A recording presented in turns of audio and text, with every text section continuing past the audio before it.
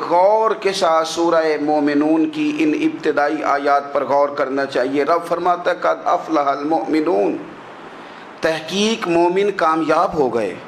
کون سے مومن؟ الذین ہم فی صلاتہم خاشعون، وہ جو اپنی نمازوں میں گڑ گڑانے والے ہیں، خشوع کے ساتھ، عاجزی کے ساتھ، انکساری کے ساتھ، ذوق کے ساتھ نماز پڑھنے والے ہیں۔ دیکھیں قرآن نے یہ نہیں کہا شروع میں کہ وہ لوگ اپنی نماز پابندی سے پڑھتے ہیں، بلکہ فرمایا وہ نمازوں میں عاجزی کرتے ہیں، وہ نماز میں خشوع کرتے ہیں، خضوع کرتے ہیں۔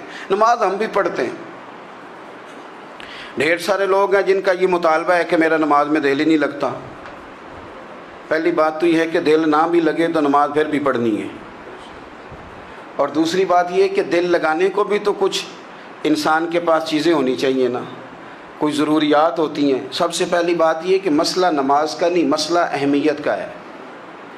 آپ نے اللہ تبارک و تعالیٰ کی ذات کی، رب کریم کے جلالت کی جتنی زیادہ اہمیت اپنے دل میں محسوس کر لی، اتنا ہی نماز کی طرف توجہ آپ کی بڑھ جائے گی۔ آپ سادی سی مثال ہے، غور کر لیں، جتنا آپ اپنے استاد کو پروٹوکول دیتے ہیں، جتنی عزت کرتے ہیں، اتنا ہی وقت پہ آپ ان کے پاس پہنچ بھی جاتے ہیں۔ اگر آپ کے دل میں اہمیت نہیں ہے تو آپ ٹال دیں گے، اور جس استاد کی اہمیت ہے اس کے فون کی گھنٹی بجتے ہی فون بھی اٹھایا جائے گا، اور بات پوری مکمل بھی نہیں ہوگی تو کہا جائے گا جیسے آپ کہیں گے، اور جو وقت وہ دیں گے ان سے 10 منٹ پہلے پہنچنے کی کوشش بھی کی جائے گی۔ بس سمجھ لیں دل لگنے نہ لگنے کا مسئلہ نہیں، اہمیت کا مسئلہ ہے۔ آپ جتنی اپنے مالک کی بارگاہ کی اہمیت سمجھ لیں گے، اتنا ہی وقت پہ مسجد آئیں گے، اتنا ہی شوق سے نماز پڑھیں گے۔ دوسری بات، نماز کے ترجمے پہ غور کریں۔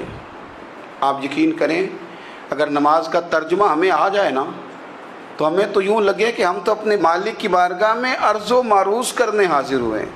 یہ سورہ فاتحہ ہی دیکھ لیں آپ، حضور فرماتے ہیں، رب فرماتا ہے سورۃ فاتحہ آدھی میری ہے آدھی میرے بندے کی ہے۔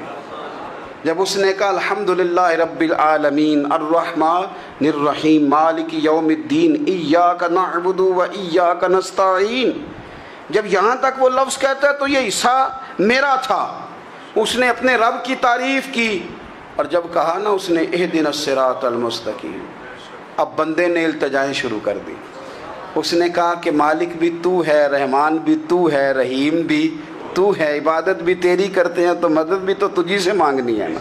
اب مہربانی فرمانا اہدنا الصراط المستقیم، ہمیں سیدھا راستہ دکھا دے، صراط الذین انعمت علیہم، ان لوگوں کا راستہ دکھانا جن پر تو نے انعام کیا ہے، غیر المغضوب علیہم ولا الضالین، ان کے راستے پہ نہ چلانا جن پر تیرا غضب ہوا، جو گمراہ ہو گئے ان کے راستے۔ تو نماز میں جب ترجمے پر آپ کا غور ہوتا ہے تو آپ کا تو دل خود بخود لگ جاتا ہے، شوق بڑھ جاتا ہے آپ کا۔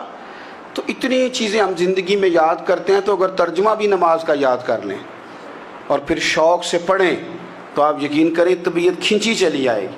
ہمارے یہاں کچھ لوگ نماز پڑھتے ہیں پر بڑی لاپرواہی سے پڑھتے ہیں، کبھی ادھر دیکھتے ہیں کبھی ادھر دیکھتے ہیں، کبھی بال سہلاتے ہیں۔ اور میں نے دیکھا ہے سجدے جا رہے ہیں تو سیانے سیانے بندے کبھی کپڑے کو چھیڑ رہے ہیں، کبھی جگہ کو چھیڑ رہے ہیں۔ میرے نبی کریم صلی اللہ تعالیٰ علیہ وسلم نے فرمایا ان لوگوں کا کیا حال ہے جو اپنی نماز میں نظریں آسمان کی طرف اٹھاتے ہیں، رکوع سے اٹھے تو اوپر دیکھنا شروع کر دیا، کیا حال ہے ان کا۔